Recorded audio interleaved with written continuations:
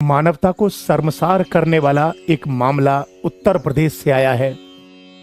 मुझे बताने में भी शर्म आ रही है, बट मैं इस पर वीडियो बनाना भी नहीं चाहता था, लेकिन आज की युवा पीढ़ी किस तरफ जा रही है इसे बस समझाने जा रहा हूं, ताकि शायद मेरे कुछ कथन के माध्यम से आज की युवा पीढ़ी, विशेषकर लड़के, कम से कम इस प्रकार के गलत कार्यों की तरफ ना जाएं। एक्चुअली कानपुर में एक जगह है शिवराजपुर, वहां पर नाम नहीं लूंगा किसी का भी, क्योंकि कुछ YouTube के भी डायरेक्शंस हैं कि मैं इस प्रकार के सेंटेंस का प्रयोग नहीं कर सकता और किसी की डिग्निटी या छवि को खराब नहीं कर सकता। सिर्फ समाज को अवेयर करना चाहता हूं, इसलिए इस वीडियो को आपके सामने प्रस्तुत कर रहा हूं। कानपुर का एक एरिया है जिसका नाम है शिवराजपुर।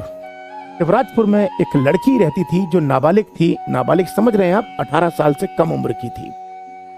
वो लड़की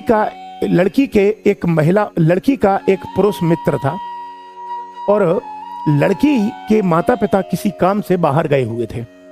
तो लड़की के पुरुष मित्र को यह पता चल गया कि उसके घर पर कोई नहीं है। तो लड़का आता है, बात करता है, जो भी है, और लड़का कुछ शक्तिवर्धक या ताकत की दवाइयां खाता है और लड़की के साथ बातचीत होती है, या जो भी होता है मैं नहीं कह सकता कुछ भी। और 7 घंटे तक वो दोनों साथ में रहते हैं। क्या होता है इसको छोड़िए। और 7 घंटे बाद लड़की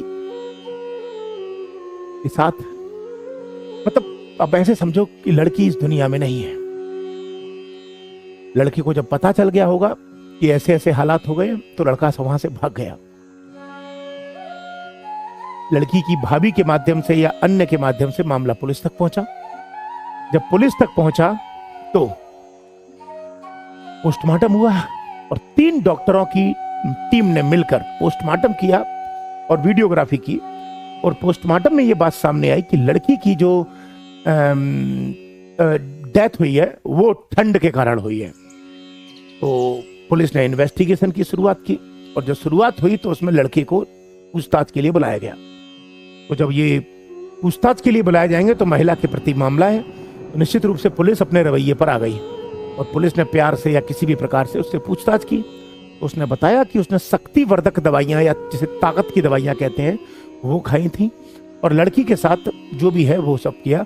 और 7 घंटे तक लड़की को बिना कपड़ों के रखा, जिसकी वजह से शायद लड़की को ठंड लग गई और ठंड के कारण शायद लड़की अब इस दुनिया में नहीं है।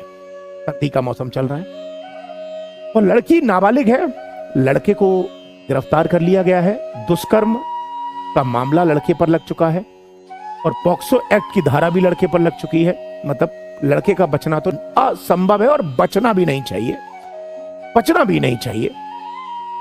ठीक है, क्यों? क्योंकि ये जो कृत्य है वो गलत है। पहली बात तो ये कि लड़की नाबालिग थी। नाबालिग में ये मायने नहीं रखता कि लड़की की सहमति है या नहीं है।